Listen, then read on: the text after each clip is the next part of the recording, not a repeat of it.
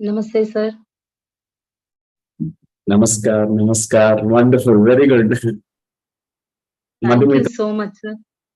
I am Pavani, sir, and my daughter is Madhumita. She connected with you over the mail. Yeah. Yes, wonderful. Namaskar, namaskar, Madhumita ji. Wonderful. Namaste. So welcome to PSSM Faridabad, sir. And we dreamt of this moment 3 years back, sir, when you were taking inner journey sessions at the time of lockdown. And today our dream has come true, sir. And we always looked up to you, and we always cherished in being in your sessions, sir. And it is our privilege to have you here, sir. Thanks a lot for accepting our request, sir. And may I introduce to the audience, sir? So some maybe new masters. So about Master, Grand Master, and Brahmarshi Chakravarti, Dr. Newton Kondaveti, sir. And there is much to say, but I would just like to introduce sir in a few words. Dr. Newton Kondaveti, sir, is a student of Brahmarshi Patriji, and he came into meditation through Patriji. And he became a favorite and a great student of Patriji, and he imbibed all the 18 principles of PSSM, and then he moved on further and went up to fulfilling his dreams. And he with his life partner, Brahma Vidvarishta, Dr. Lakshmi Newton, established a great university, Quantum Life University, and there all the meditators dreams come true, because it is established for the sake of the people who are real seekers in spirituality. So sir's dream was to establish this university. Like he had past life visions, and he understood that his purpose is to establish a university like the famous ancient Takshashila and Nalanda, and the spiritual science flows everywhere in the world. And both of them, the divine couple, Dr. Newton Kondaveti sir and Madam Lakshmi Newton Madam, both of them try to promote and are still promoting peace all over the earth, and they are promoting the love towards animals. And then comes spiritual science, and where real seeking happens. And sir has researched much in past life regressions, and he is a world-renowned practitioner and teacher of meditation and spiritual science. He's pioneer in past life regression, future progression, life between lives regression, and he's an internationally acclaimed expert in reincarnation, law of karma, master teacher of rebirthing, breathwork, inner child work, family constellation, motivational speakers, experts in holistic healing, and he's a teacher of self-empowerment and whatnot. And the list goes on. But here, I would like to say, on behalf of PSSM Faridabad, sir and ma'am, both of them traveled all over the world, and they reached 140 countries and touched the hearts of millions of people, and they try to create that love towards animals, and real seeking of spiritual science, the understanding of spiritual science scientifically. This is it in a brief way. Thank you so much, sir. The platform is yours, sir. Thank you, Pavani madam. Thank you, all my dear friends who are participating, and it's such a pleasure to meet, to see all your faces in the gallery view. And it's so nice to connect with all of you, dear friends. When I received the email from Madhumita ji, Pavani ji's daughter, I felt happy about this topic about no death, and particularly talking about phenomena of death, life after death, and the truth that there is no death. That is the most important topic in the science of enlightenment. Without knowing about the death and after death, we will not be able to understand the spiritual science. Actually, spiritual science really begins, our true enlightenment begins only after we understand life after death. Many, they think about death in a very negative way. Careful when we talk about the death, but spiritual science removes all that ignorance that we have about death and dying and after death, what happens. So let me today share with you my experiences, my research, and all that, whatever that I have gone through in my life about regarding the phenomena of death. Is there really called death and dying? Because we see people dying everywhere. During pandemic, there are thousands and thousands and thousands died around the globe. And people die, our neighbors die, and our family members die, and the death is happening around us all the time. We see that with our physical eyes. But when we really see from a different viewpoint, from our spiritual eyes, our third eye, we see completely a different version of reality. Then there is no death. We understand that someone just vacated the body, left the body, transited from the body to higher realms, a different world they went. We realize so many things. But from these physical eyes, we see a limited version of reality. There is only a physical death that we witness and we watch. We see that. Definitely there is a physical death. This Annamaya Kosha, this Thola Sharira, which is made of 5 elements of nature, the Pancha Mahabhutas. This will be like a worn out, torn clothes. We discard it here. We call that as physical death.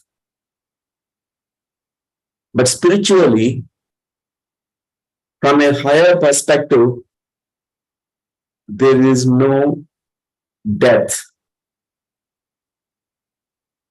Because the soul is continuing to live even after death. After leaving the body, there's so much afterlife that begins. There's so much journey of the soul that begins. Will be so much really surprised to know, oh, life after death, there's so much activity, so much fun, so much entertainment, so much enlightenment that continues to happen.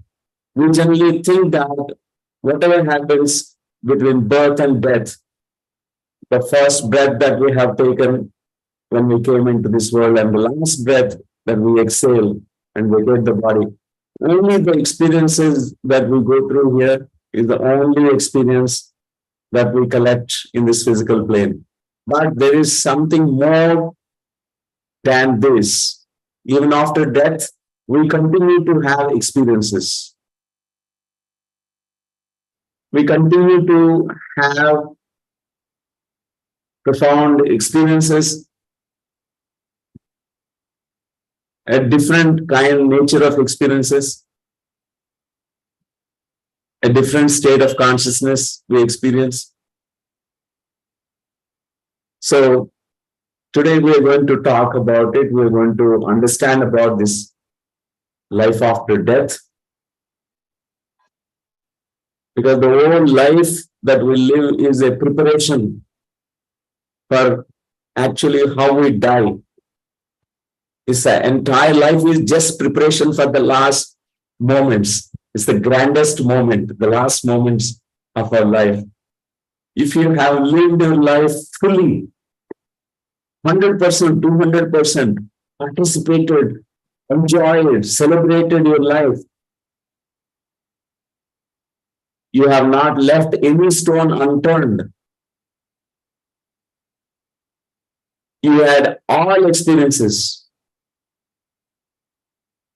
not only physical plane experiences, but even spiritual experiences, which enlarged your consciousness, which expanded your horizons of your mind. And then what happens is, truly we are prepared for the death. There are experiences that everyone goes through when the death moments approaches us. Death is so beautiful. Nobody talks about this beauty of the death. We talk only beauty of life. We talk about art of living. We talk about art of dying. But spirituality, enlightenment has the guts to speak about art of dying. How to graciously depart when our time comes. So the first concept I want to present to you is the death as a wise advisor. This is the concept that I learned from one of the spiritual scientists, Carlos Castaneda, who was apprenticed, who was a disciple, a student of Don Juan, a Mexican teacher, a shaman, master, who used to tell him that death always is waiting at arm's length on your left side shoulder, behind you. Just an arm's length. It's there waiting. And it can always advise you how to live every moment, not wasting any single moment of your life. We take our life for granted. We indulge in so many things without investigating into the truth. We scatter our energies. We regret when we reach to the fag end of the life. Oh, what did I do in this life? I have not fully experienced this life. There's so many things that I have not experienced. I don't know who I am. I'm leaving the body without completing this life. We really regret. So death is a very great teacher and advisor. We need to remember always it's there by the side of you. It is ready to come to you when you welcome it, or it's a time for you. You decided much before coming into this earth plane that you want to live and complete certain things. You have taken certain assignments, certain tasks on this physical plane. You have meticulously designed your life. You had your soul plan. Accordingly, you decided about how long you're going to stay in this physical body. Of course, this soul plan may be updated, may be altered, edited later on when you start living in the physical plane. Sometimes we may think that I need 10 more years to complete certain things. You may extend your stay on the physical plane. Some they prepone. They feel that I have completed. It's time for my departure. So, death is a very wonderful friend, advisor, teacher. We need to always learn from the death. More we take the reference point of the death, more it propels us, pushes us towards life. Because there's something that we need to complete before we turn away from life and turn towards the death. We need to complete certain things here, particularly soul lessons, lessons of the soul. As Adi Shankaracharya always tells, in very, very simple manner, in Bhaja Govindam, many people, they go on wasting their lives. He tells that why you waste your life like that? You are so foolish.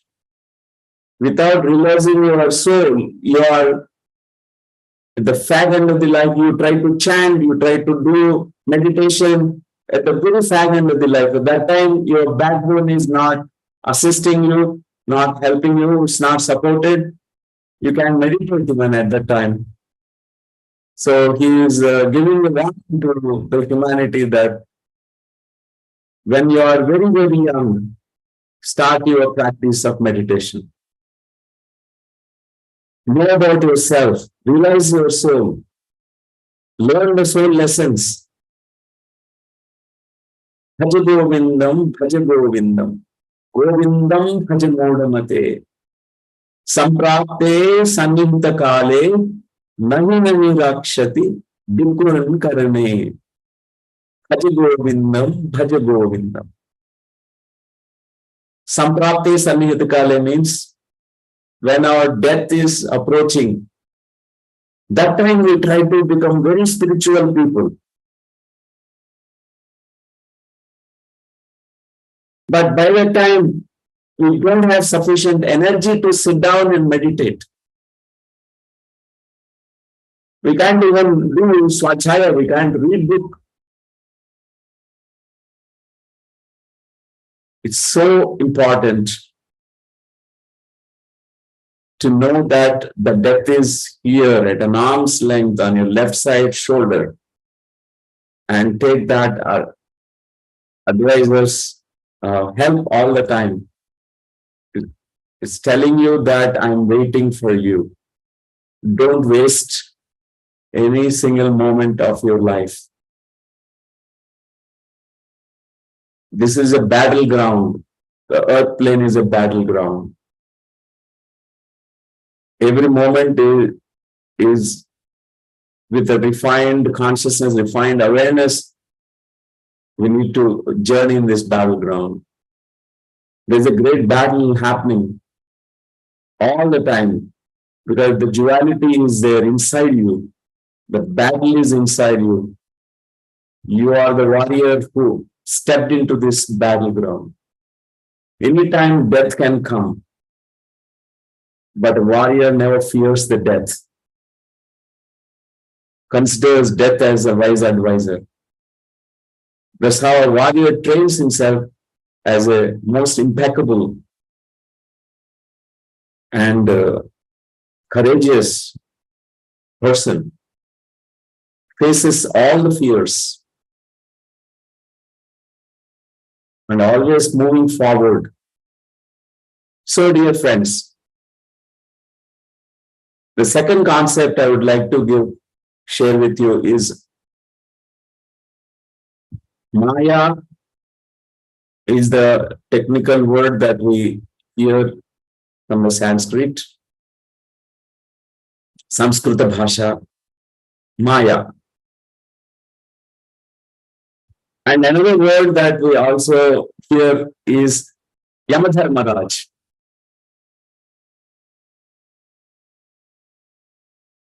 So maybe we are non-believers of spirituality, an atheist,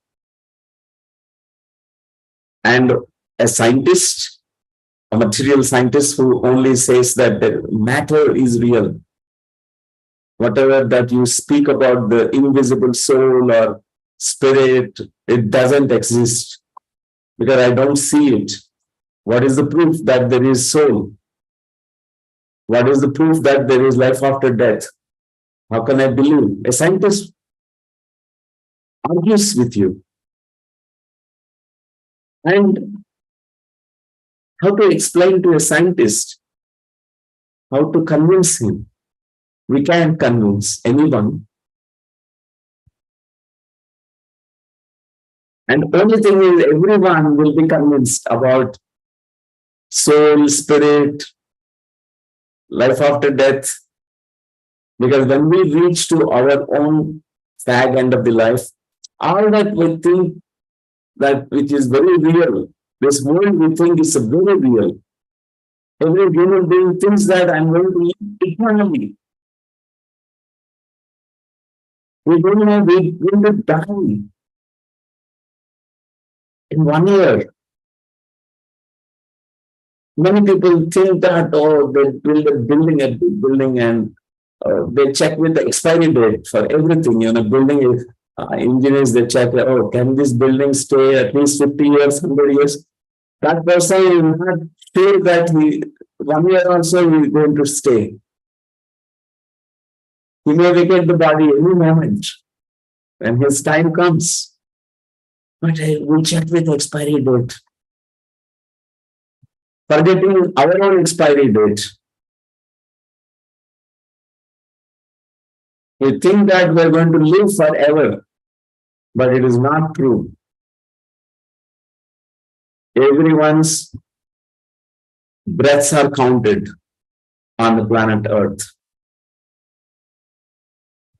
If we abuse, misuse our energies, these breaths is gone and we exhaust our energies. We vacate the body early.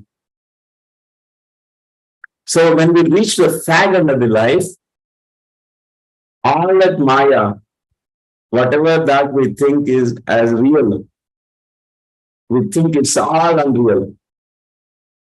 The greater truth is realized at the point of death. Many people who are dying, they tell about visions. Just before, a week before, everyone knows that they smell the death, they sense the death.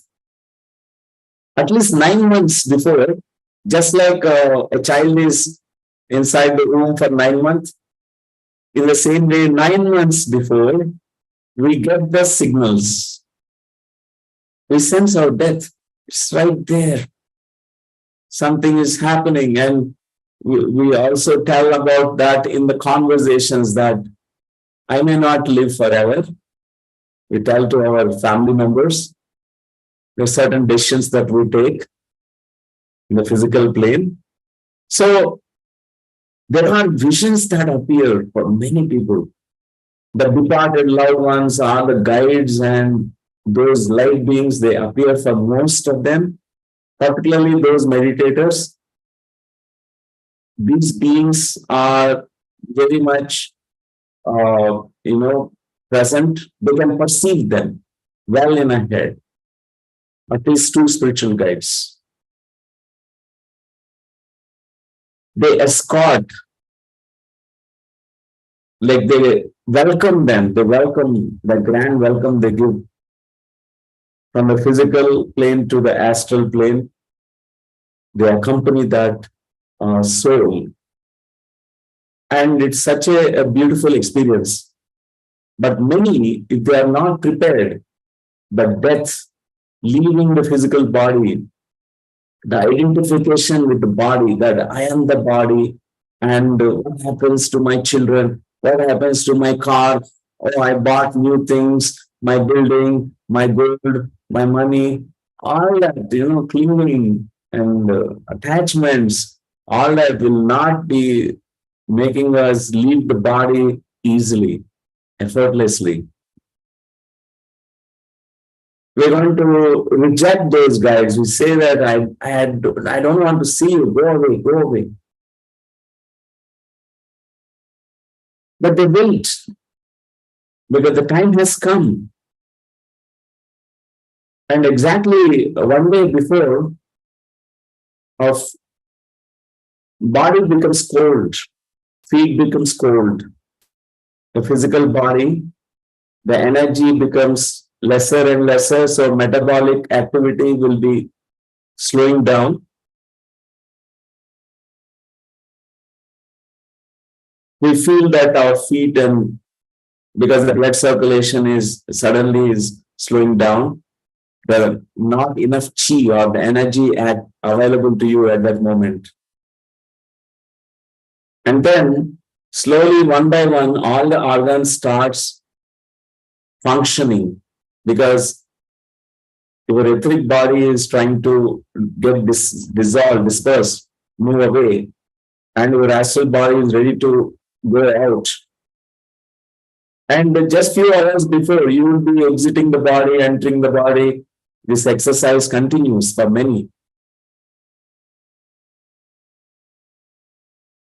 But the final moments, many beginners, they're terrified.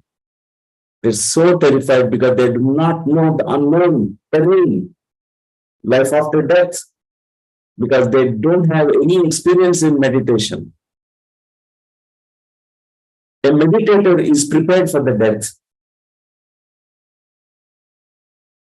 A meditation is a dying process.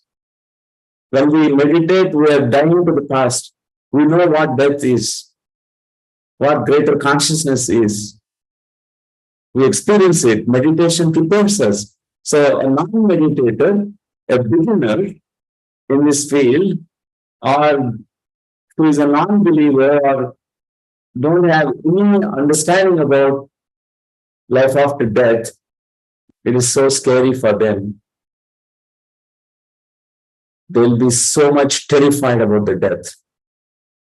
Many in the hospitals, they try to resuscitate and put ventilators and do all these gimmicks, but nothing going to work. The most skillful doctors or great experts, super specialists, cannot even 1 minute, they can extend the stay. The lifespan can be expanded by the modern latest technology. And will be more terrified. The final moments is when we have to go away. So most of the beginner souls, they vacate the body from the lower energy centers, lower chakras, because the fear makes us go into the low energy vibrational states. We vibrate with those lower chakras like Muladhara, Swadhisthana, Manipura. So these 3 chakras, they will be so much, we use that as exit doors to exit from this physical plane. But those who are meditators and good advanced practitioners of meditation, they're very skillful. They carry the real awareness. Even the last moments of their life, they have the awareness that there is soul, there is life after death. My time has come. It's a time to say goodbye to all. It's a beautiful departure. So it's a very conscious exit from this physical plane. Generally, that departure happens with the higher energy centers. For the meditators, for the advanced souls, they exit from the third eye or the Sahasrara. These are the 2 points that they choose to vacate the body. With a smile, with completely, with a deep surrender, with a gratitude. They're thankful for this life, for every experience, for every person they met.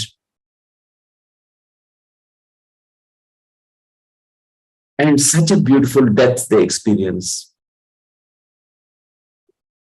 So, most of the advanced souls, their life after death, we encounter many beautiful experiences. Just like in Kathopanishad, Nachiketa has an encounter with Yamadharmaraj. He straight away went to Yamadharmaraj and had conversation with him. A great discussion happened. He was asking questions. A young boy, but a seeker of truth, who is almost like a fully enlightened, had a beautiful experience he had. He's so fearless. But many beginners, they fear meeting Yamadharmaraj also. Yamadharmaraj is not really, it's a symbolically, all the guides appear as Yamadharmaraj, but so Maya is shattered by Yamadharmaraj, means the death. All the Maya. When we are living in the physical plane, we think this is the permanent abode of us. We say, this is me, this is my property, my husband, my everything. I am control. This is my country. This is my boundary. This is my Palestine. This is your countries. We have great fights. But all that is shattered the moment we vacate the body. All that Maya goes away. Nothing is owned by you. You have to leave everything here. Not even our clothes we wear after death. We are so naked. We are born naked and go nakedly.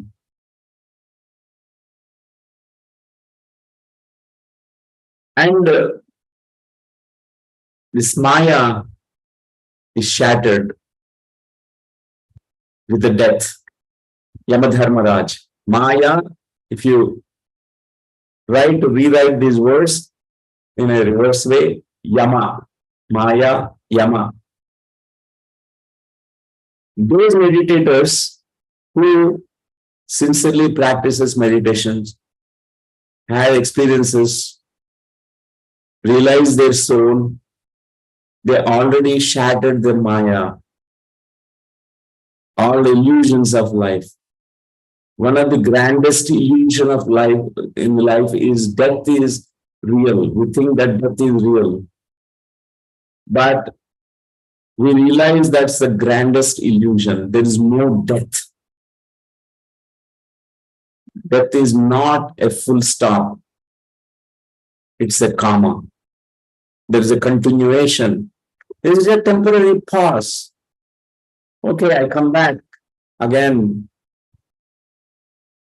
After a few centuries, again, I incarnate in a different time period, different location. I continue my life. I continue taking new assignments, new projects, new adventures. So, a meditator, even before they die, they're already experience the death. Every meditator already experiences death. That's why we say that there is a saying, die before you die. Then when really death approaches you, it's not a strange experience to you because you already died. You know what death is.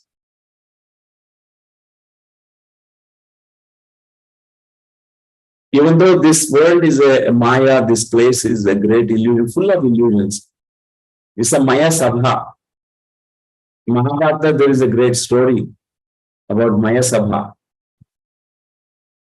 Means everything is like appears very real, it's not real.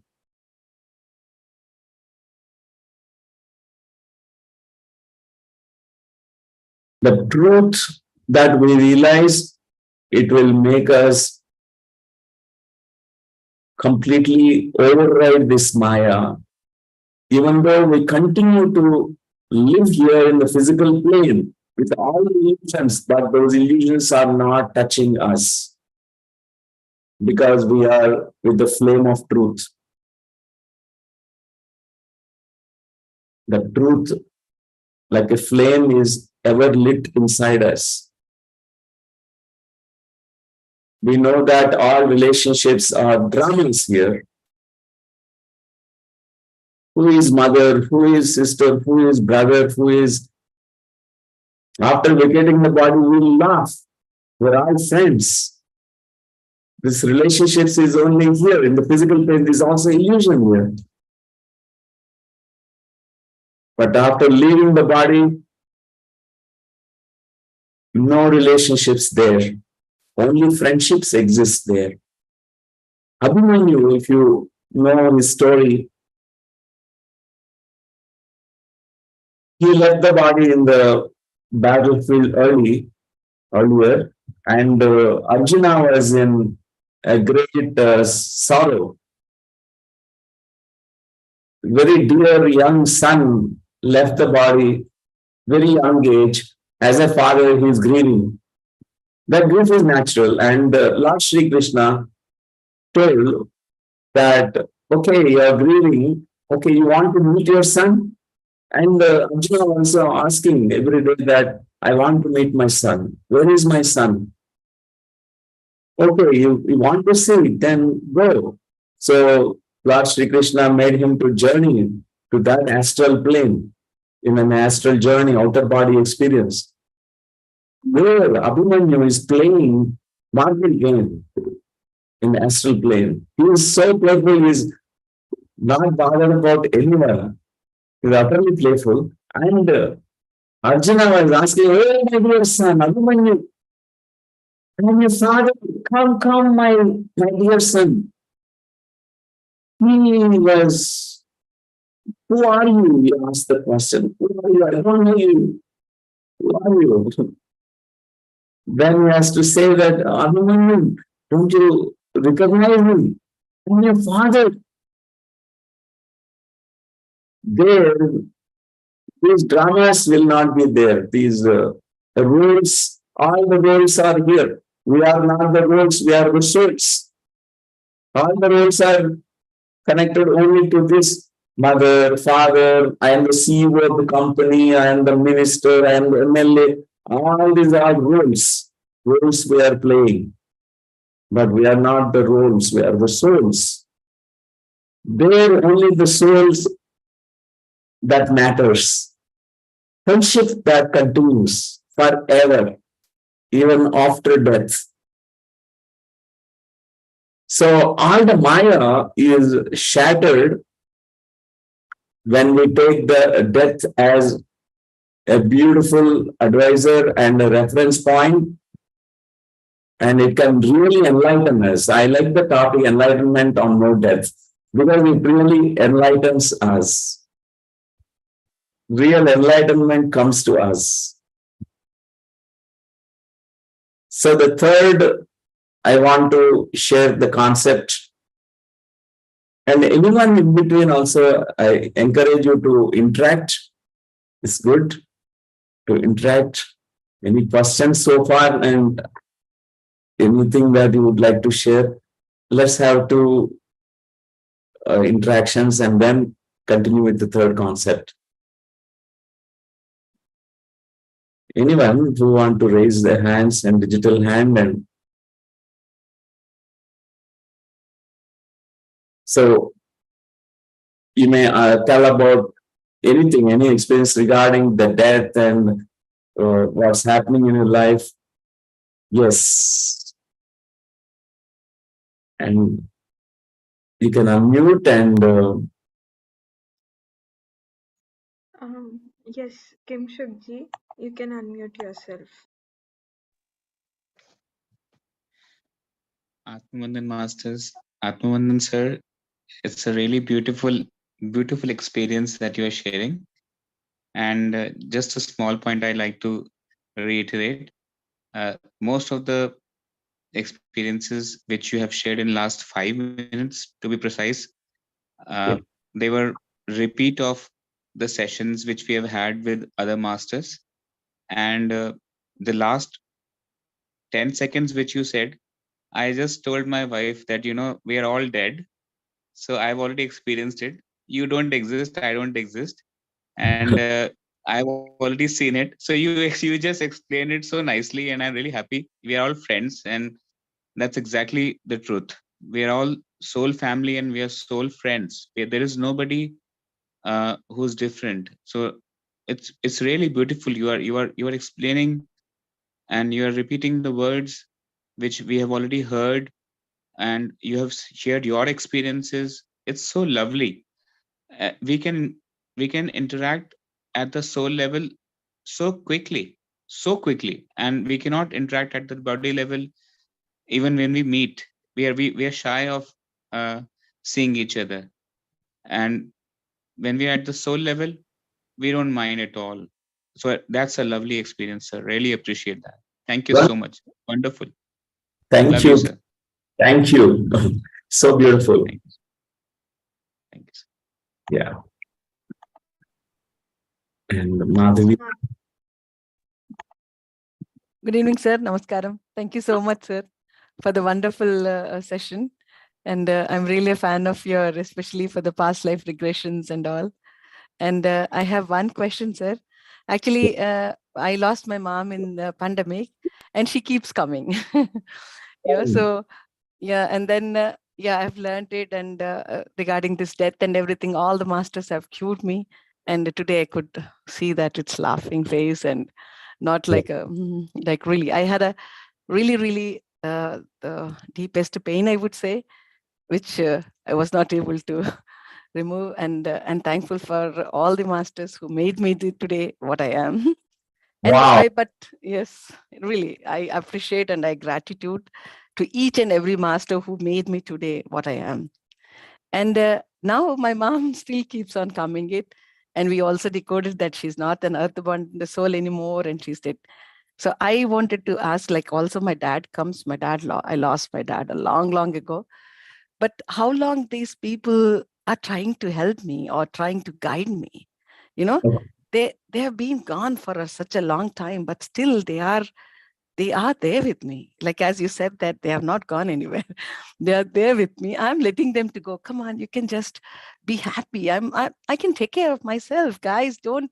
I'm just letting them to go, but they just keep on popping up to help me or to guide me or to. So my question is, till what time they come? Till what age? And when I can say that yes, yeah. Whatever the guidance that they want to convey to you, give to you, is completed. Till then, they continue to help you. Because some of the departed loved ones, they take the role as spiritual guides to help you out with certain tasks, certain things. So sometimes messages they pass on is not rightly decoded by us.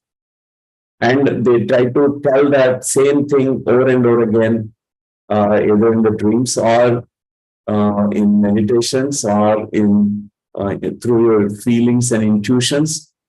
They try to communicate with us. So this very real is life after death communications. So enjoy their presence, because one of the beautiful connections is that we share is a child and parental connection is so deep rooted. Sometimes they have such many lifetimes of bond. They're like coming back to the earth plane so many times. That's why that continues for a long time. Yeah. Thank you, sir. Thank you so much. It's beautifully explained. Thank you. About the grief, the cycle that you went through, because it's so natural.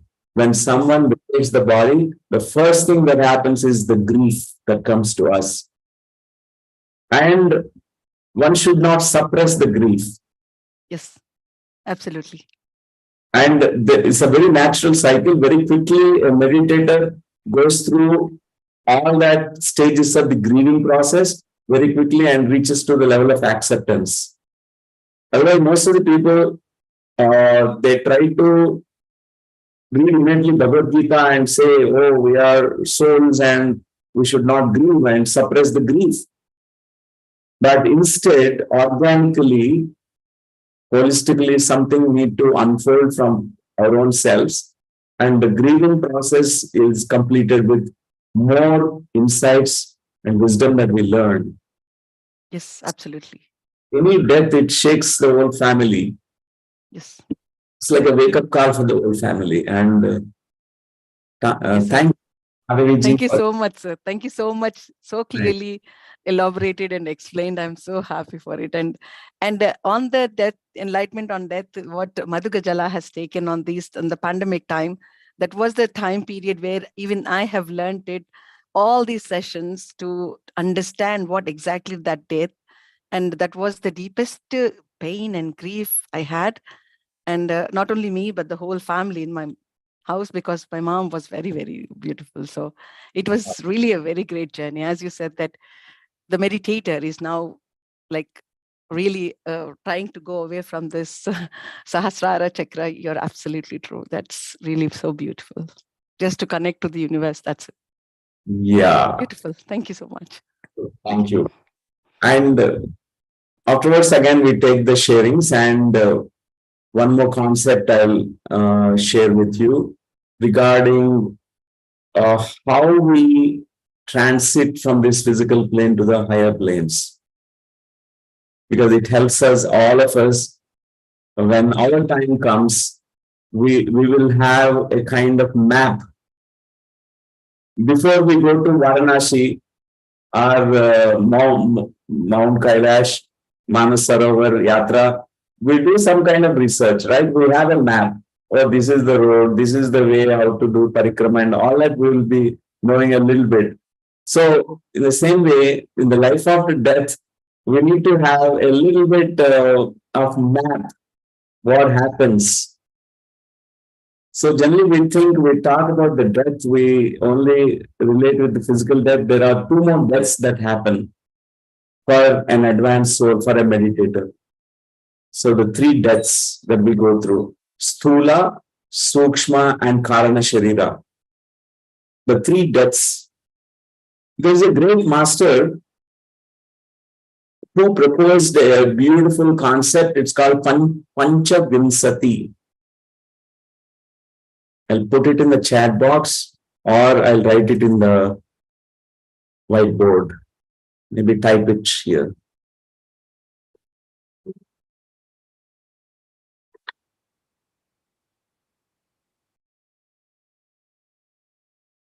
So Pancha Vimsati.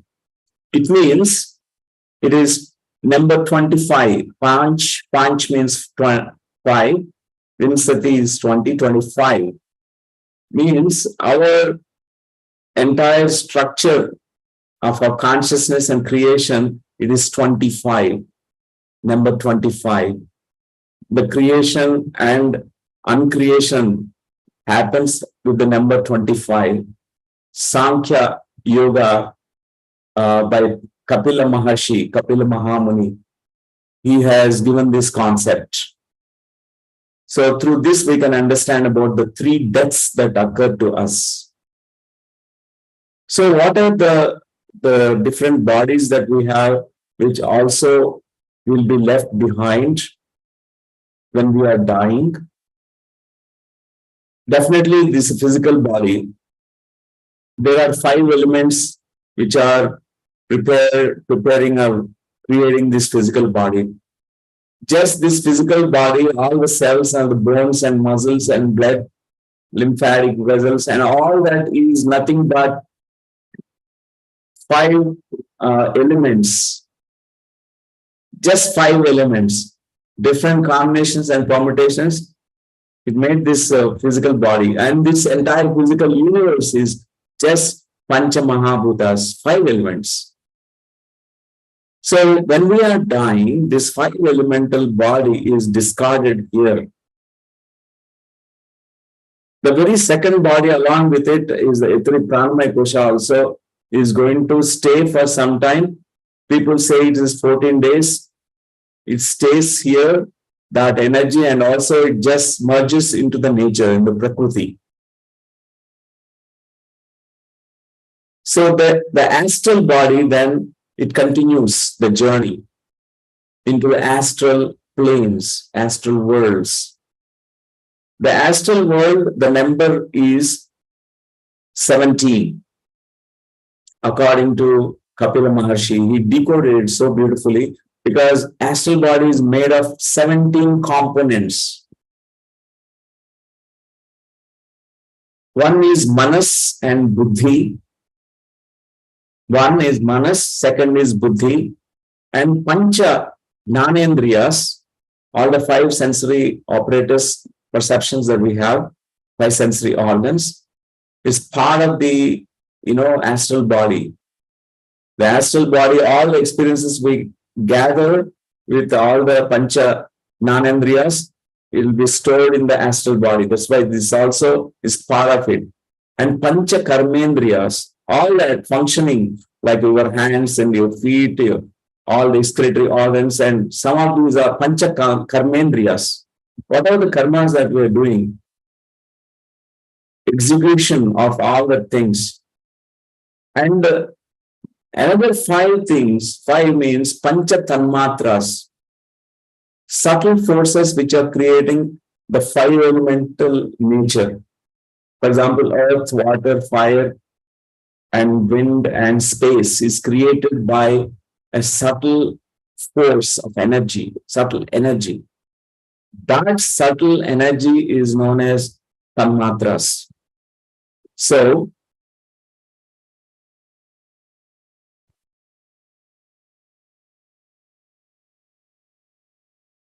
let me share with you.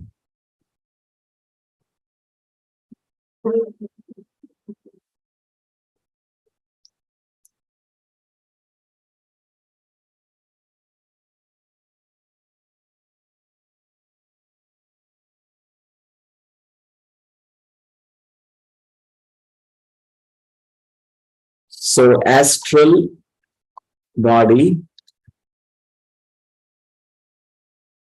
is 17, means 5 plus 5 plus 5 plus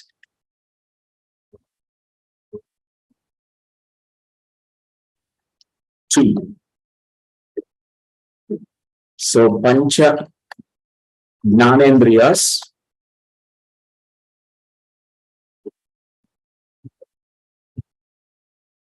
Pancha Karmendriyas,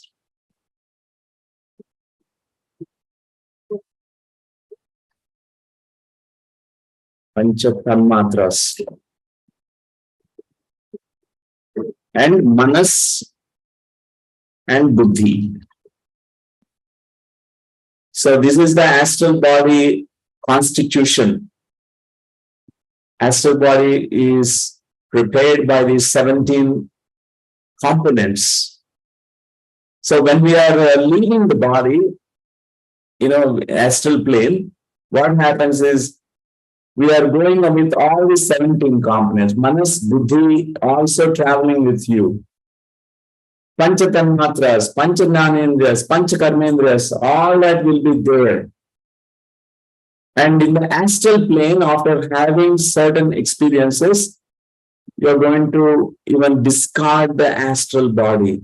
There is an astral death that occurs. Even astral body is also, astral plane is also one of the planes of consciousness. It is not the real, the higher plane. It's one of the transition worlds, transitory planes. It's like we're passing through one of those planes. So many of the advanced souls, they will not stay only in the astral planes, but a lot of fun activities are there in the astral. There are lower astral planes, middle astral planes, higher astral planes. There's so much activity. For example, you have all the desires which are unfulfilled here. All those desires will be satisfied because astrally, whatever thought that you think, it immediately manifests. So all that happens is a lot of fun people have. For example, a drunkard dies there and creates a bar and a pub and goes on boozing because till he feels so satisfied there in the astral realm. And the guides go on telling that you are no more, this person, and you come out of this. They'll be pestering, they'll be nagging him, they'll be telling him. Mostly we reject the guides' help, assistance. And once an advanced soul, very quickly they will not stay in the astral planes. They discard that body. Whatever the discarded, the body, the astral body is called scoop. Just like the physical body, which is dead, is called corpse. There's a word that's used, scoop. SCOOP, scoop. It's like a hollow kind of thing we discarded.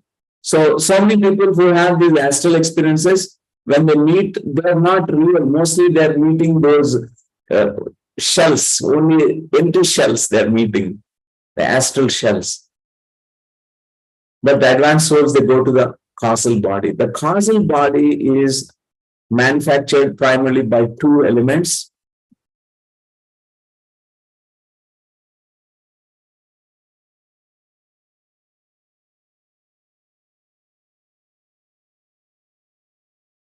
So causal body is made of two elements.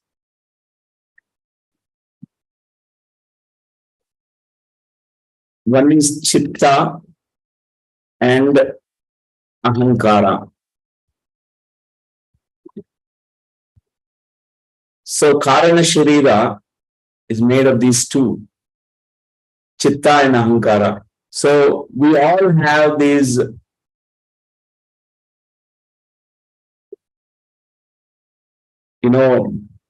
we call them as antakaranas. Manas, buddhi, chitta, ahankara.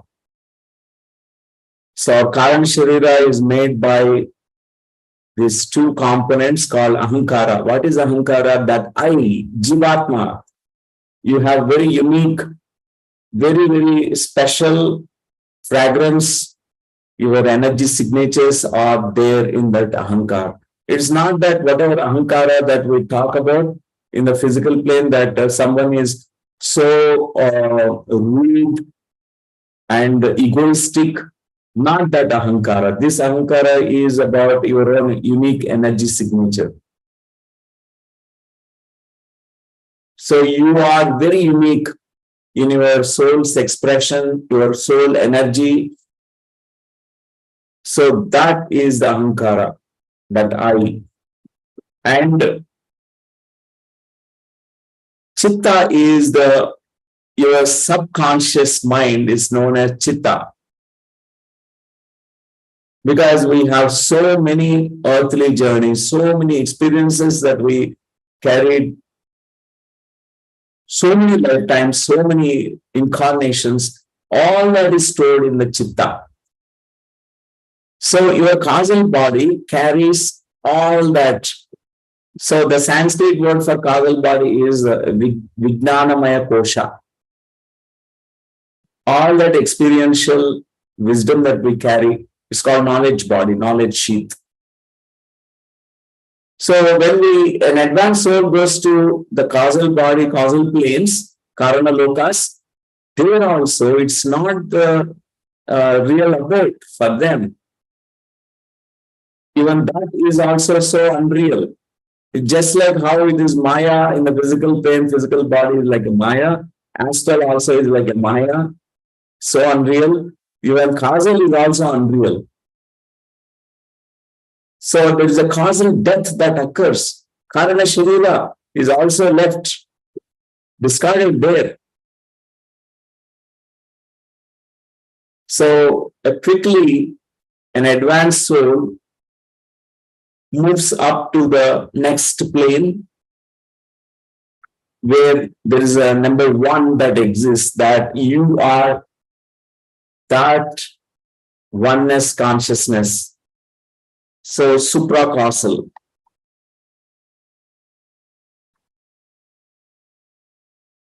This is called Mahakarana. Mahakarana.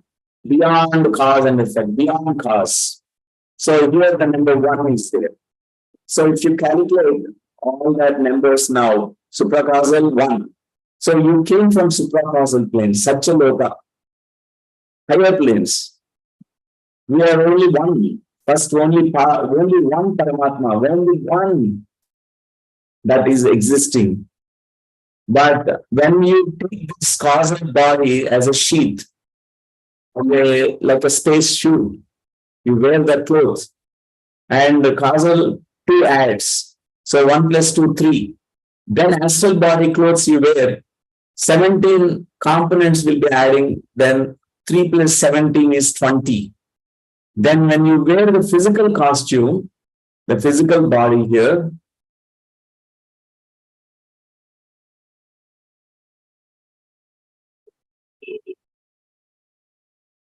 five adds. This 5 is 5 elements. So total addition, adding all these numbers is 25. This is called Pancha Vimsati. Means when a soul is incarnating, you are coming from the Urdhva Lokas, higher planes. You are the only one. Before you began your journey, you are just only one Paramatma. You are that Shiva, you are that, singularity. And then when you descend and take this causal body, causal shoot, you become 3. 1 plus 2 is 3. And Ahankara and Chitta becomes part of you. Then descend down into the astral plane. You have 17 components adding to you. 13 plus 3 plus 17 is 20. Pancha Jnanendriyas, Pancha Karmendriyas, Pancha Tanmatras, and Manas and Buddhi. All that constitutes this astral body. Then finally, the soul descends down into the physical plane. That's where your body, the fetal body, is prepared by your mom and dad. They manufacture that. They prepare for you the physical vehicle for you. It's a 5 elemental body. You descend into that. Then 25. So this is the descent of the soul, and that's the ascent of the soul.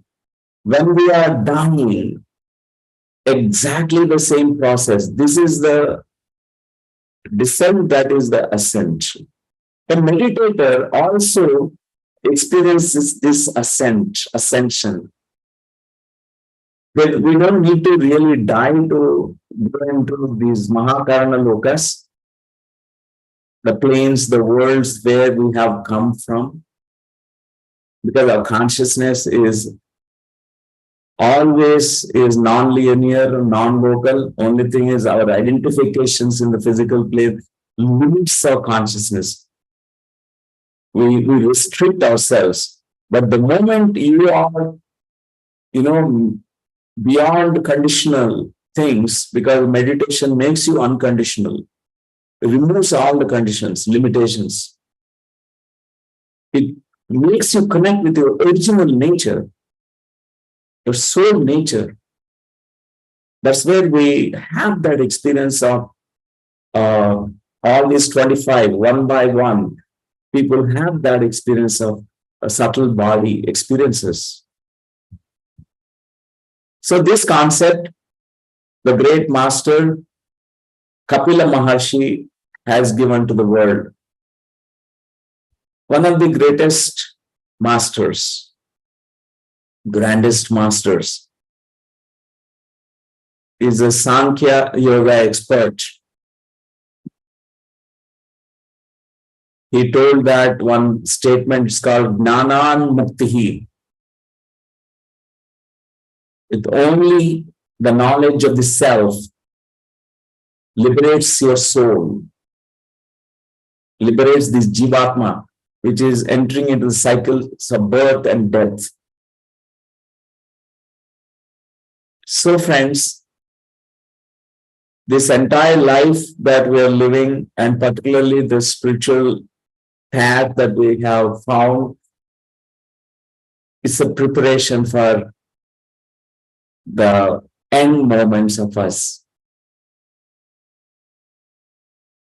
And we don't need to really push away the death.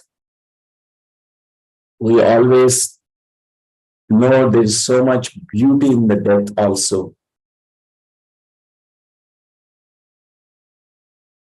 If we live in the same body for thousands of years, it's so boring having the same idli, dosha, uttapam, or all that. We seek new experiences. That's why we give a pause, a temporary pause, and come back again, or continue our adventures in a different galaxy, different frequency world. There are worlds that are unknown to us because we have not yet experienced those worlds. But there are so many worlds.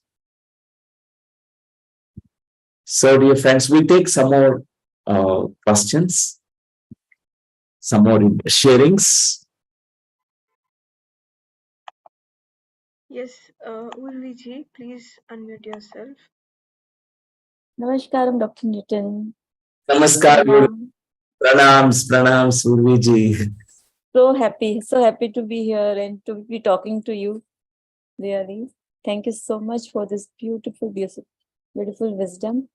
So I was when we were you were talking about this, the question that comes is that, so when the death happens and when the soul travels up to the astral plane, and then the advanced souls kind of they want to even leave that astral plane. So when we understand the astral plane, the components that makes astral plane is the manas and all the the sensory the karmendriyas and gnanendriyas. And when when a soul comes back, so basically this is what is the responsible factor for karma, right? The karmic cycle, Right. the accumulation which has happened in this. So this accumulation happens in this 17 components, or causal also? Actually, Karana Sharira stores the seed energy, seeds. All the causes is stored there as a seed imprints. And all that consequences or imprints will be carried to even Manomaya Kosha, astral body. That's why these two bodies carry all that, whatever your previous experiences also. Okay. So basically a soul cannot decide whether I want to live. It's the sadhana done by the soul that decides whether the astral body can be left or not. I mean, Yes. if there is so much of accumulation, you just can't drop it. It's just like you are like a rocket launched and the satellite is going, and unless you have enough bandwidth and fuel to go beyond one sphere to a next sphere, you can't. In the same way, unless your sadhana permits, you will not be able to go beyond astral. As a practitioner of meditation can go beyond the astral even the going through the astral death, because we go to the very source from where we have come from. Yes. But our energy, our identifications are so strong to the physical realm, physical experiences, it makes us not so easy to just let go and go into the higher planes, or the Karana Sharira and Mahakarana Sharira. That's very Urviji. So that means that during meditation, when we experience that bliss or when we experience that oneness, for that moment we kind of travel, but then we are again pulled back because there is so much of accumulation. And after that, whatever accumulation is there, we have to still kind of come back, to look after those. And then once all those learnings have happened, then probably we advances. Is that how it happens? That's exactly what happens. For example, someone is in the last moments, dying moments, they have a desire to eat halwa. Just for halwa, they incarnate again. Even the halwa makes the whole difference in the astral plane, because this is a strong imprint. Last thoughts determine your next life. That's why in all cultures, particularly in Bharat, we always have this kind of beautiful, in a very ritualistic fashion manner. We say Tulsi Dhar, we make a person to at least chant the name of the God. But mostly we think about, oh, what happens to my business and my this and my desire. All that, it puts us into another incarnation cycle. So whatever those incomplete experiences, astrally, we are programmed to come back and complete them. That's why this astral body and carnal body, it carries all the seed energy. So there is no escapism, even for the meditator. You have to walk through it and you have to complete. Thank you. Thank you so much.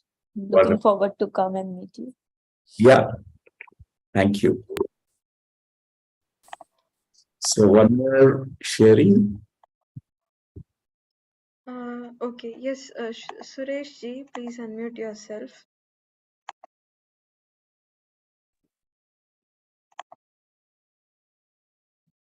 Namaste, Newton sir. Namaskar, Suresh ji. I heard a lot through Sudha, Hyderabad Sudha, your disciple. For years I'm hearing, and for the first time I'm talking to you. I'm so excited. So nice to hear your classes. And I heard a couple of other important subjects also through YouTube. And today's session really goes well.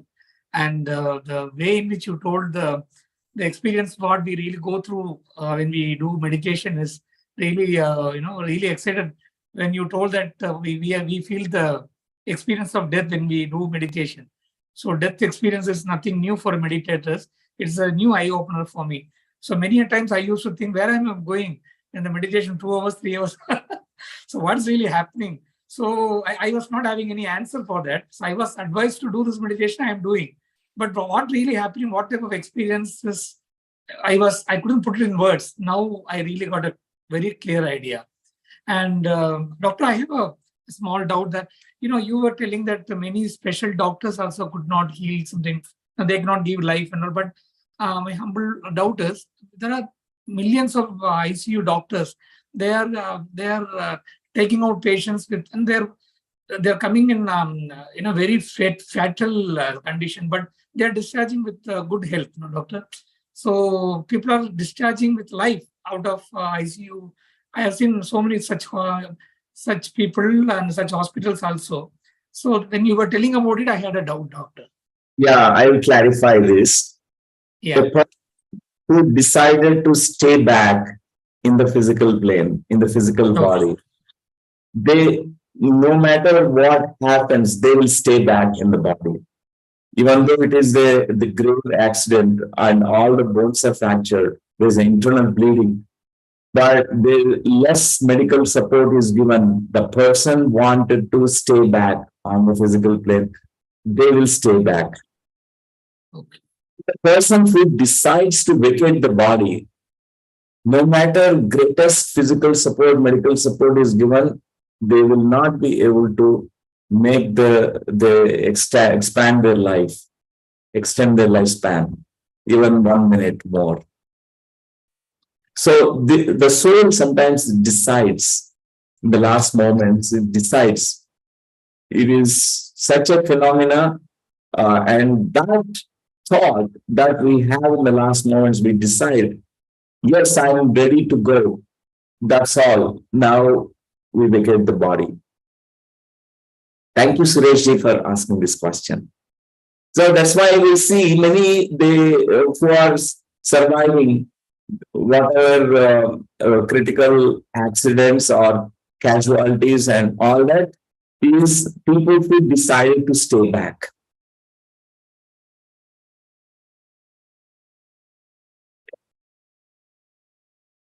So let me share one more concept and then we can take more sharings. So in the life after death, because I have been a regression therapist, always I'm interested to explore what happens in the interim period between lives.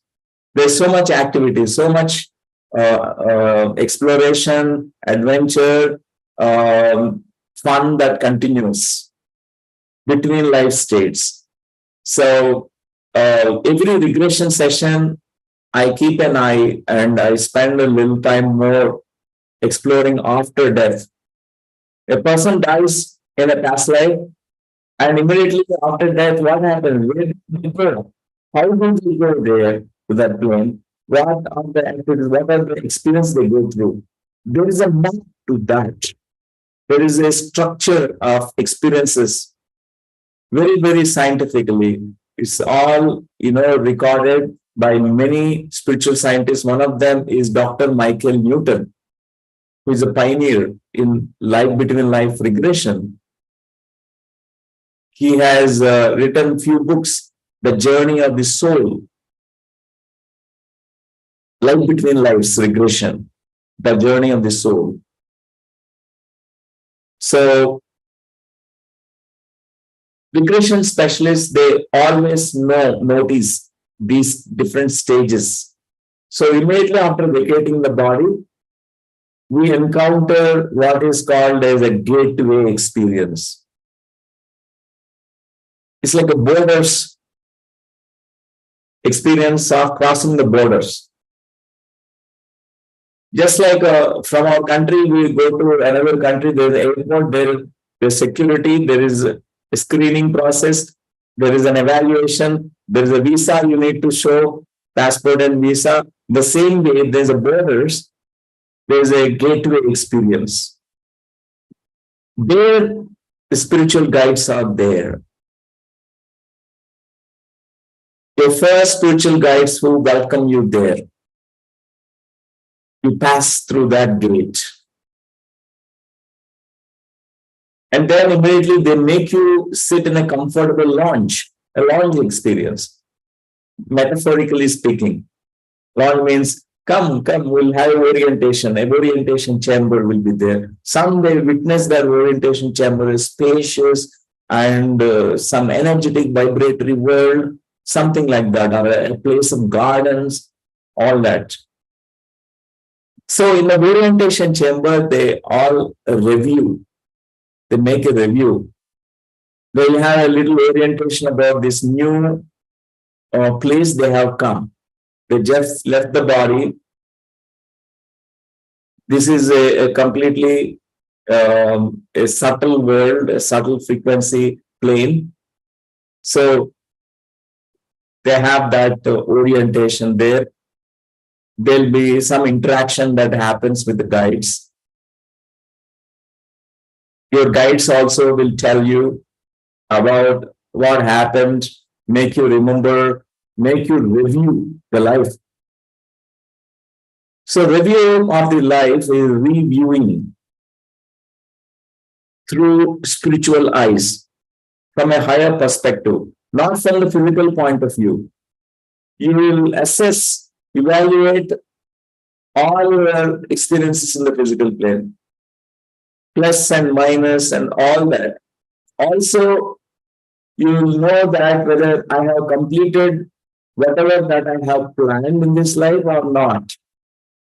What is unfinished in this life? So in the orientation, all this happens. The next is you'll continue from there to the first stop. Just like a train stops, the first stop is in one particular platform and there is a particular city that you arrive. In the same way, when an astral plane, the first stop will be happening. There you have a kind of encounter with your soul group members. It's like your soul pod, soul group members. They're all like just like you. Almost like it's reported, a group might be around minimum around 14, 20 to even it can be even thousands of people in a soul group. Some soul groups are so big, so huge. Not everyone incarnates in your soul group. In your soul group, you have such a deep connections with each other. You know, the telepathy is so natural. You communicate. You know each other through and through. There's no hiding. There's so much transparency. There's so much deep flow of information that happens. So some of them who incarnated along with you, they're like your soul companions, the soul mates. So potentially we have 1,44,000 soulmates. Some soul groups are so big, 1,44,000 soulmates. So it means the soul companions coming across many lifetimes. We encounter them. And most of them, they stay back. They are like a cheer-up leaders, like cheering you up. When you come back, oh, they make it fun, you know. Oh, you played this game so well, Earth game. Oh, you planned this very critical and difficult kind of situations. Oh, you really navigated very well. You are very skillful. We have humor, we have fun, jokingly, because it's like rejoining after such tough experience on the earth plane. This is a soul group interaction that happens. And afterwards, during astral stay, you have access to Akashic record libraries, and you have access to even fun activities, dance schools, music schools, painting, sculpting. There are so many astral schools. So I met my grandmother after her death, 3-4 years later in meditation, and she's learning dance. She completely in a Western outfit, jeans pant and t-shirt and bobbed hair, and completely changed. I never saw my grandmother except sari, but completely new. And she is very actively learning dance in the astral planes. So there's so much experiences, learning that continues even after death. So we research a lot, we exchange a lot of experiences there with the soul group members, and sometimes there are interactions with other soul group members also that happens. After this, the second soul station stop is at Council of Elders. After enough time you take, you have to meet your Council of Elders. Not everyone is lucky because generally we are in such a hurry to incarnate quickly from the astral plane. Immediately we jump into another room. We would like to come back to earth plane. But some they take time to meet their council. They are highly elevated souls, advanced souls that we meet, a bunch of them, and most of them, they report the experience of like there is a central master who is a highly, elevated and very, very energetic and highly advanced master. And they communicate. Generally, the voice is from that master. The Council of Elders, they tell you how many incarnations you have completed so far, and how much karma load you have got, sanchita karma, how much prarabdha is already tackled, how much more is still there. So that kind of finest evaluation is done, and then they reveal to you about your next journey. They guide you. They never force you, but they guide you. There's a free will. They respect all our spiritual guides. So after Council of Elders, we go into another soul star. The next one is where you have a planning of the next lifetime. You go there to that particular space, a chamber where some guides will be there. You will be also looking at all possibilities. Guides will say, next lifetime, which gender you would like to choose, male, female, and we have preferences, choices. Or you want African body, or athletic body, or American body, made in America, made in Germany, and all that. There are many, many choices. And we will make a selection. And what I felt is, once we are born in Bangladesh, we never want to incarnate anywhere else, because this is incredible India. Bangladesh, the wisdom that is here in this land, intoxicating.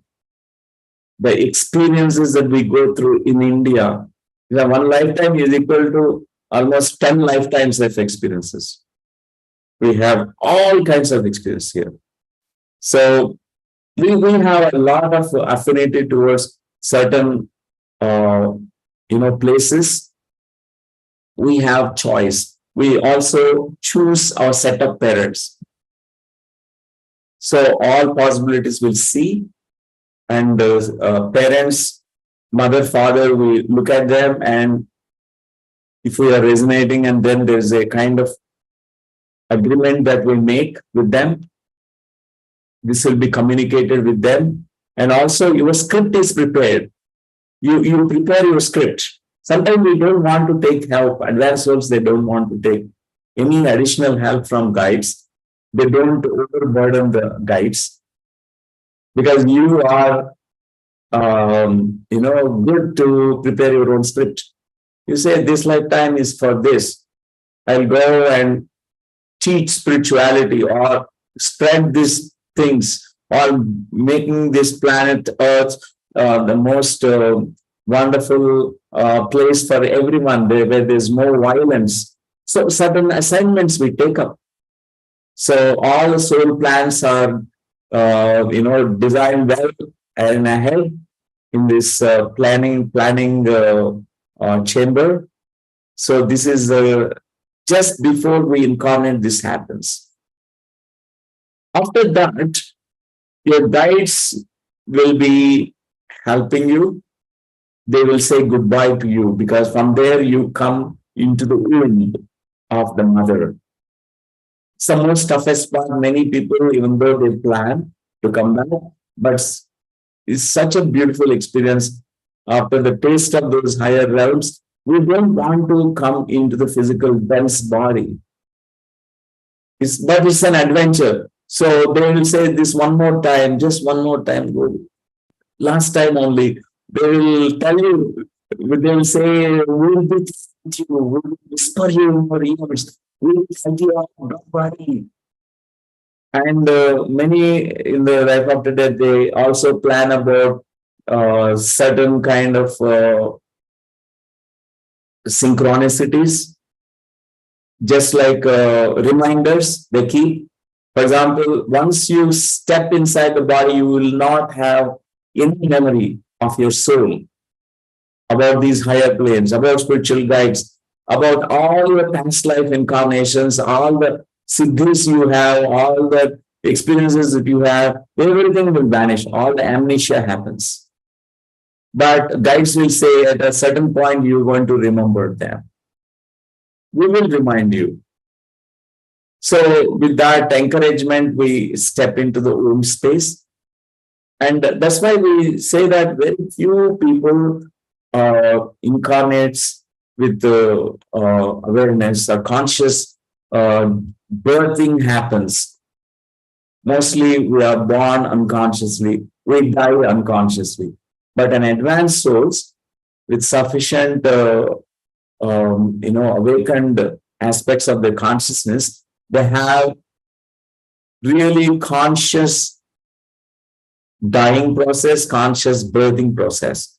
Even when they're incarnating, they always carry the memory of the soul, memory of the spiritual guides and soul planes, their soul plan. So that's how this happens, friends.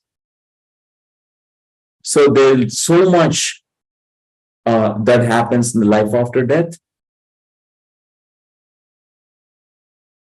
And it's really beautiful.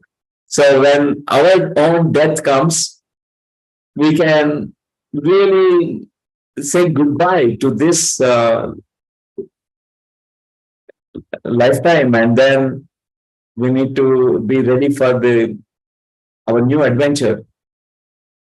When I met Patriji, Brahmarshi Pitama Patri, my guru, and 3 months before, we were there in the Pyramid Valley to meet Patriji, and he told that my new adventure, unknown adventure, I am going to continue after 3 months.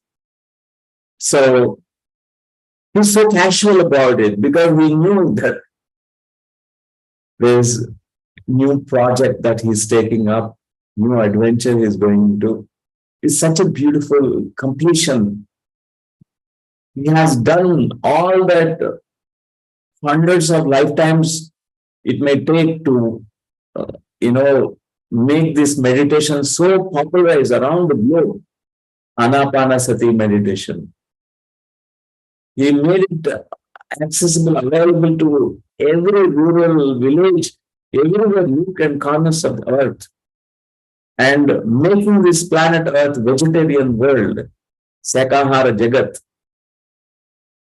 So, pyramid Jagat, even building pyramids. So, I really had such beautiful moments. It's just a beautiful interaction, not even 5 minutes interaction, but it's almost stays with me, this memory with him. And we can see how an advanced souls, when they are leaving the body, they're so prepared. They're just looking for a new adventure. It's nothing to cry about, nothing to fear about vacating the body. And dear friends, it's such a beautiful interaction with all of you, and some more interactions we can have, some more sharings we can have. Yes. Ruchi ji, please unmute yourself. Yeah, Namaste, Newton sir. Namaste, Ruchi ji. It is such a great privilege to attend your online sessions and be in this presence of such powerful and vibrant energies. And needless to say that, the wisdom shared by you, it always opens the doorways to newfound wisdom, to newfound perspectives. So thank you so much for this. And, as you said, that we are living this life in preparation for that moment of death.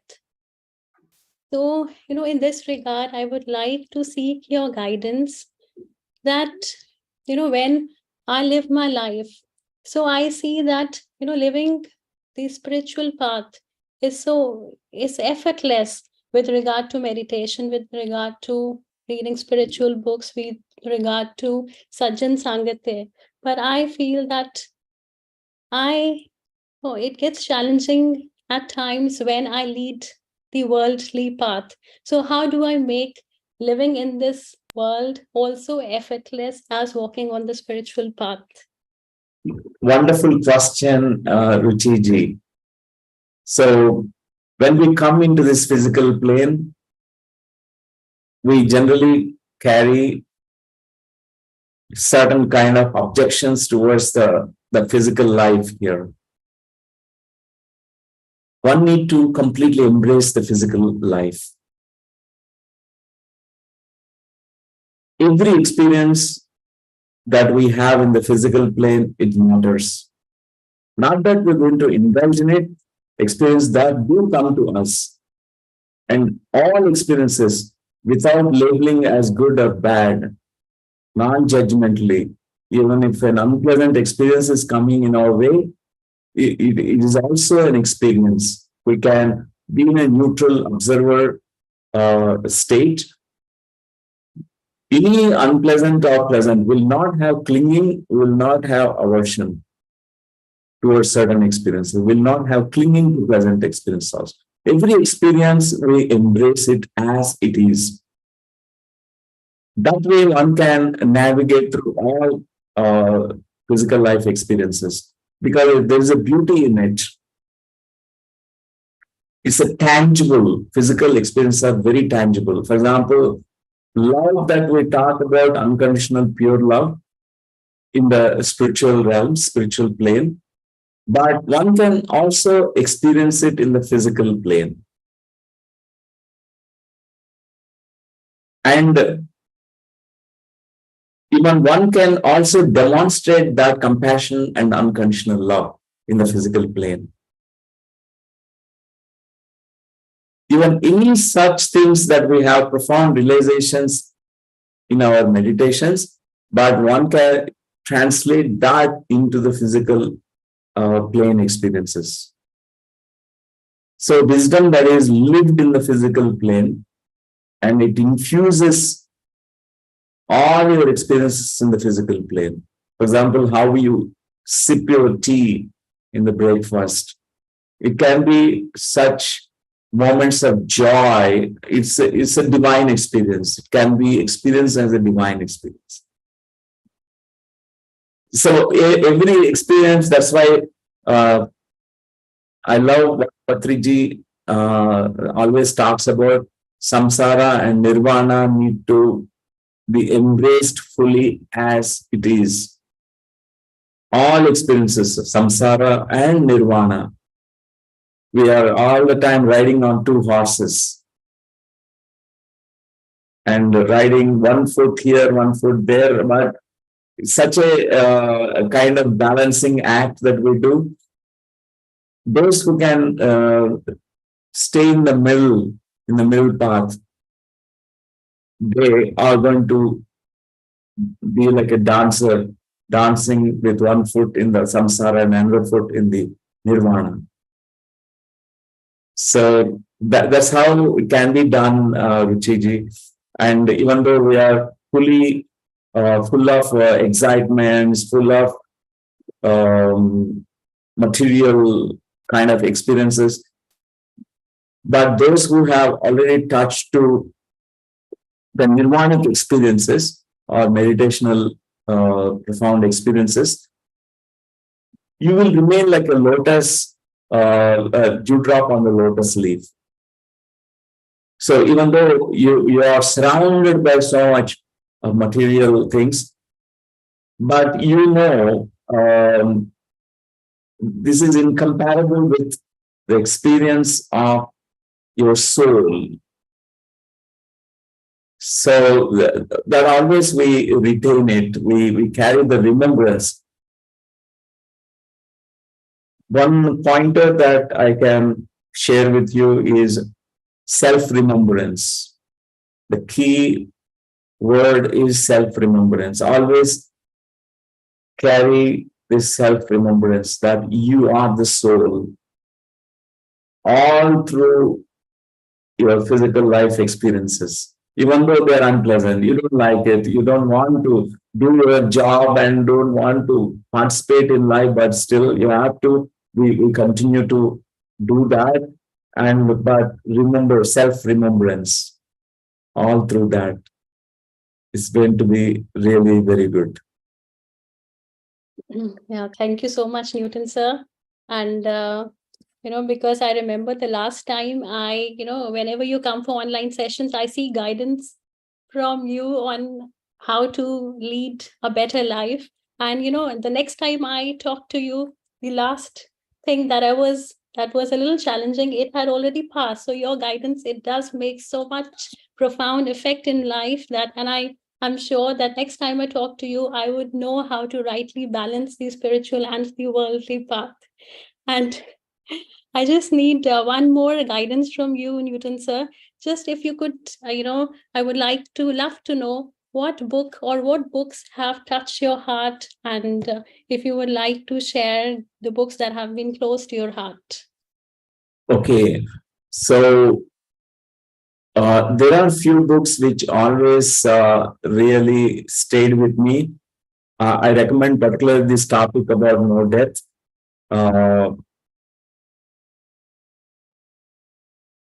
I recommend The Soul's Journey by Peter Rechlieu.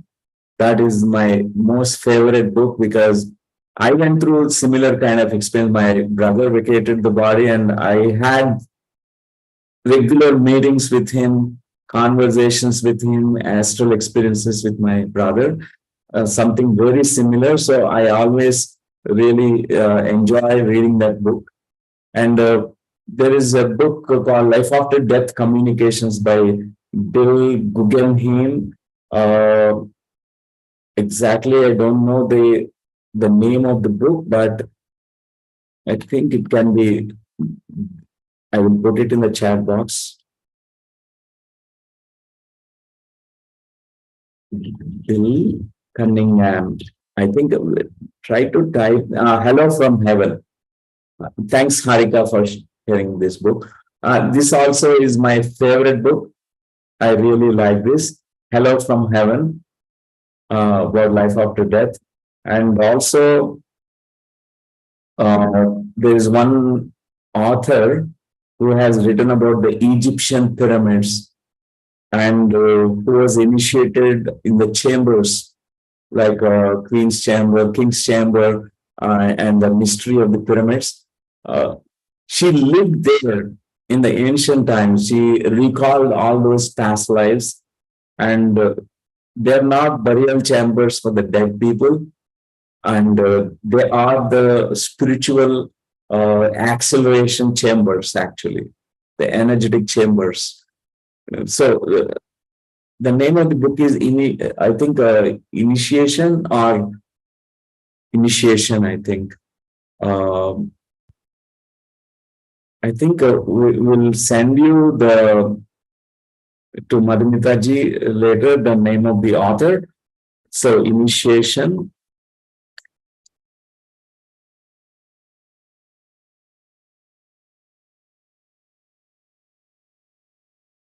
I don't remember the name of the author, but we'll send you the name of the author. And Lobsang Rampa is all the time my favorite. All books by Lobsang Rampa, Three Lives and Saffron Road, Doctor from Lhasa, Cave of the Ancients. Every time I read, he shares a lot about life after death. And particularly the book, yes, thank you, Harika. Initiation by Elizabeth Hake. That's the name of the Elizabeth Hake. Thanks, Madhuji. And particularly the Rampa story, I really like the entire spiritual science that he had presented. He went through that walk-in process. Walk-in is a process that's done on him, where highly elevated Master Lobsang Rampa stepped into the physical body of the Englishman who was about to contemplating to commit suicide. So he took over that body and lived and authored so many books, more than 20 books. And we understand about this astral body, how the silver cord connection, such a beautiful knowledge that's presented in that book. Rampa Story is my favorite book. And also, Bhagavad Gita is the most favorite. Every time I read any interpretation, all the masters, I have read at least 20, 30 different versions. Bhagavad Gita by Paramahamsa Yogananda ji, from the Sukha Brahmashramam. In Telugu, there's Vijja Prakashanandagiri. So many masters I have read, but every time it's completely different. Patriji has written Bhagavad Gita. I really love that quotes that he has given, how to decode each sloka, that I really loved. And Bhagavad Gita, I highly recommend every meditator. It's a must read. There's no comparison with this book. And it's all time, we need to always carry Bhagavad Gita with us.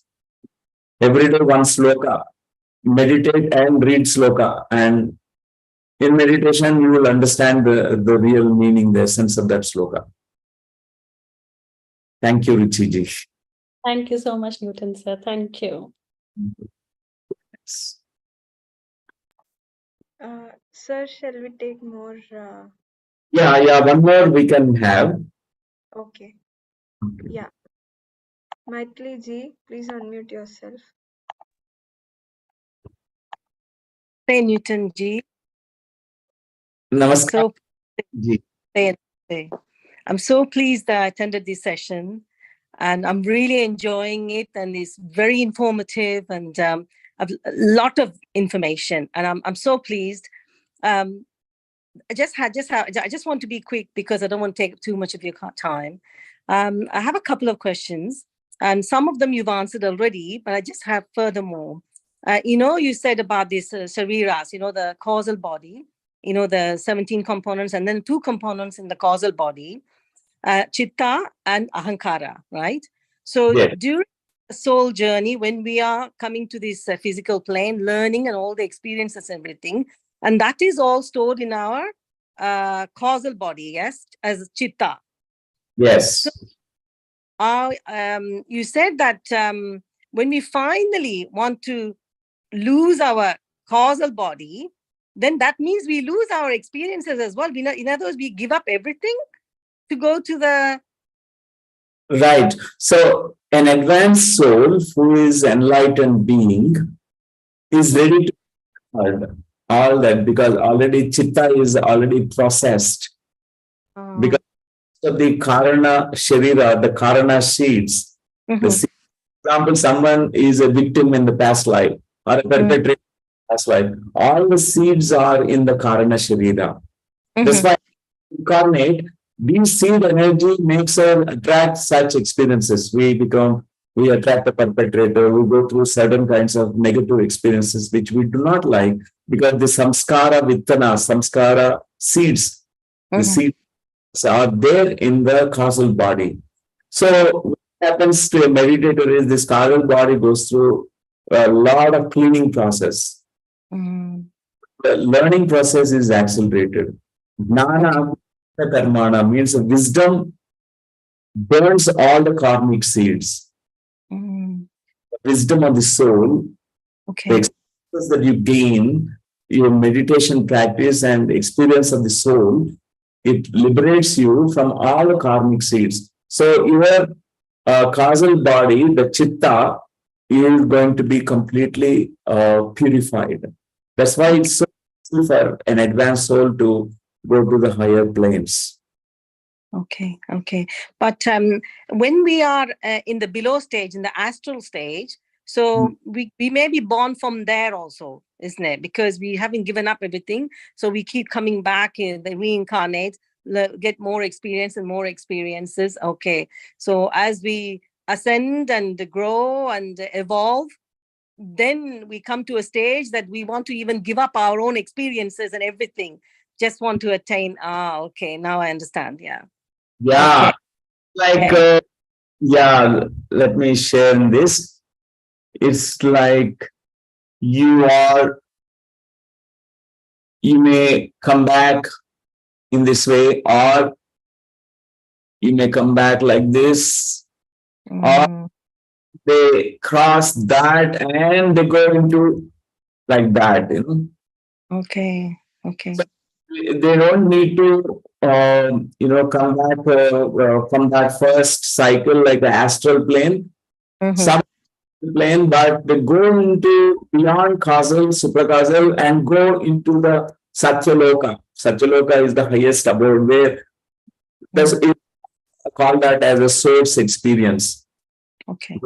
You came from the place, is a place of non-returning, is a place, your origin is, it is desire of everyone to go back to the source. Oh, yes. Okay. Thank you. That really clarified my doubts. Thank you. And thank you very much for everyone who's asked those questions as well, because through their questions and from your answers, I learned quite a bit as well. So thank you very much for everything. It's been a wonderful session. I really am enjoying it. Thank you. Thank you, Maithili ji. That's wonderful. And I'd like to ask Madhuji to Yes. share. And nice to see you, Madhuji. You have been doing such incredible work. Yeah, thank you. Thank you so much, sir. It's always good to see you. Whenever I see you, it inspires me a lot to do more and more to bring a lot of smiles to everyone. And today's session was really enlightening, sir. And I've learned a lot. The detailed explanation of everything was wonderful. And I would like to share one thing that I've heard from Patriji. We have done a 49-day session in the pandemic times on Enlightenment on No Death, wherein we read this book called No Death, which has been compiled by PSSM, and which Venu Anna and Sai Kumar Uncle had put the articles from East Masters and Western Masters in that book. Every day we read each topic from that book after we finished meditation. On the 49th day, we have invited Patri sir to share his words of enlightenment on no death. Then this wonderful line had touched me very deeply, sir, that we always grieve for a longer period of time for our loved ones. Then he said in such a simple line that your loss in this world is a gain is a gain to somebody else in the other worlds.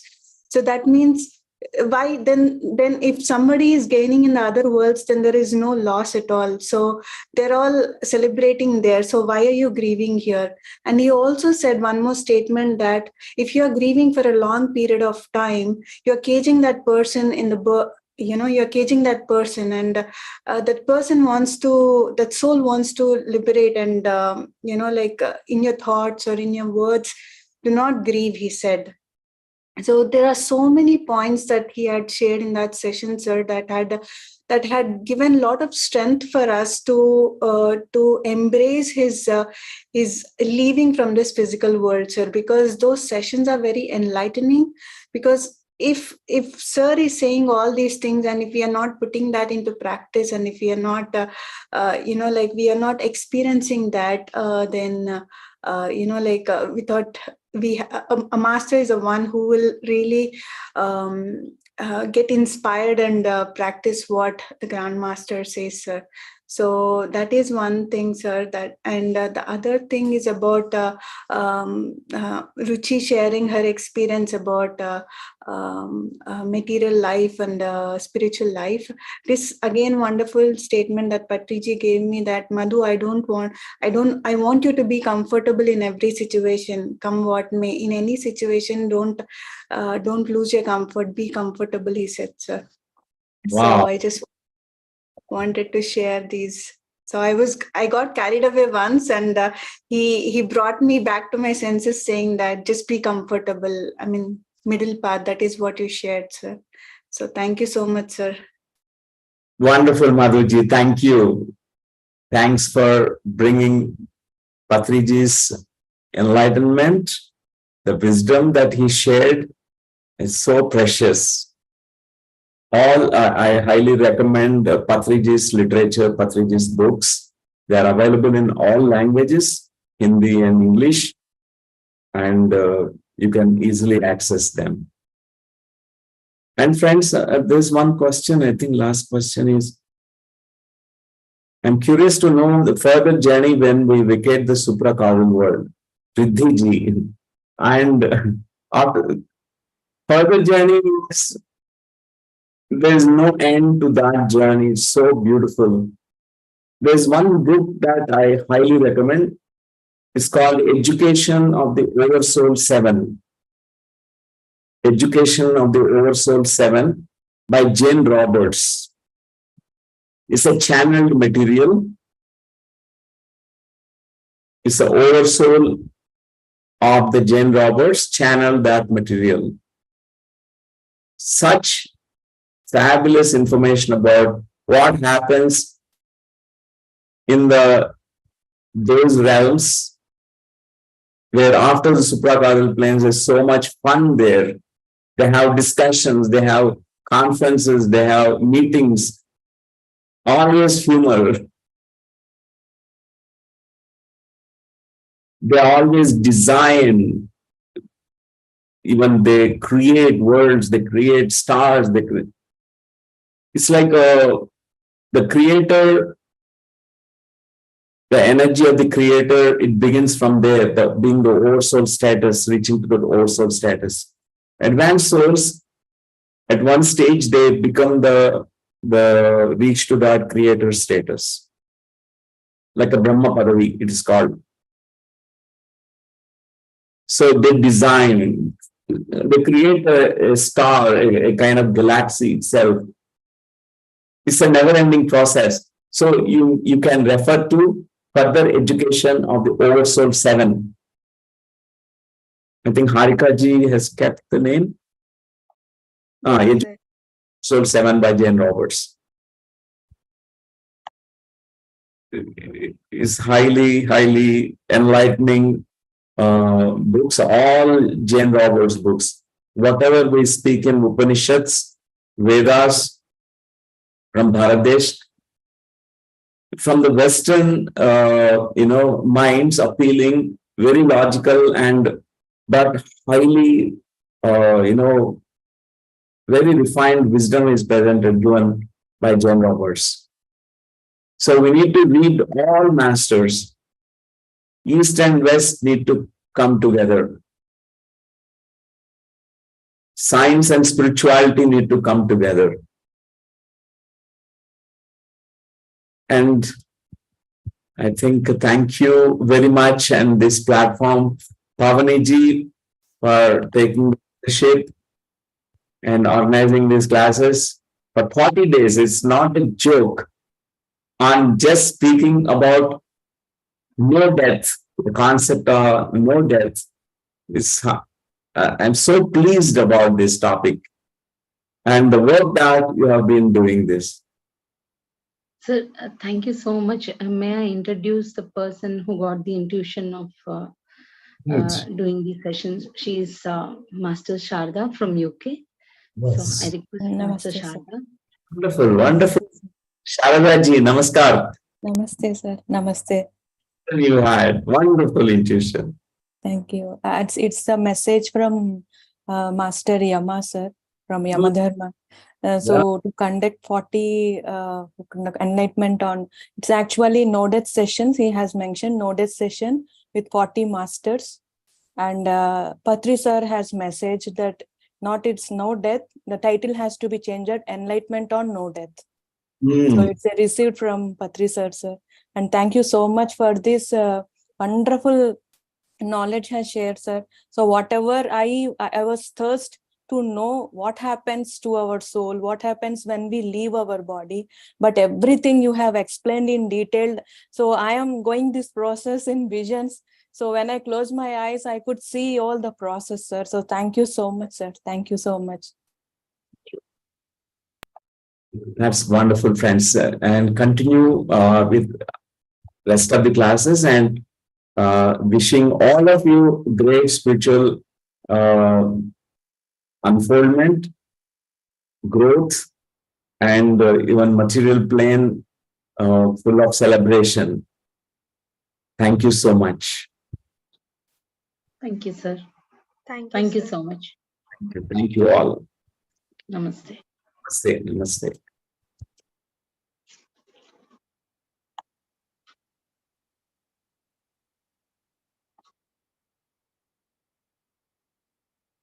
Yeah, thank you so much everyone. ये session में जुड़ने के लिए for joining in this session. Thank you so much. Yeah. Yeah. So, although Newton sir is not there, I just wanted to share Madhu, Yes, Papi, yes. and Sharada Garu. Please. The thing is, actually, I wanted to thank all three of you, for standing as a pillars. And when Sharada ji got the message about all the masters of how she have been receiving, like even I thought, wow, what a great, miraculous mindset that, she is having, and then how Madhumita is also resonating. So all of you have been working on single purpose, that when the purpose is for the greater cause, everything just happens, and miraculous word does not exist anymore when the cause is for the highest purpose.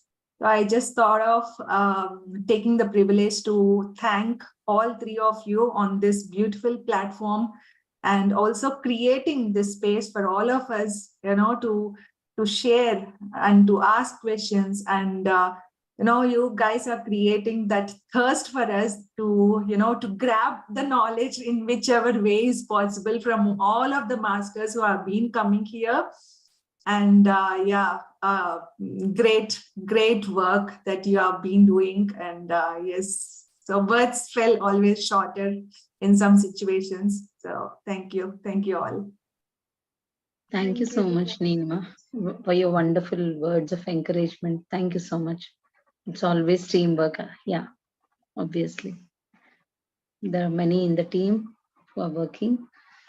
Thank you so much to the team, and we are all one group. Thank you so much for this group consciousness. Yeah.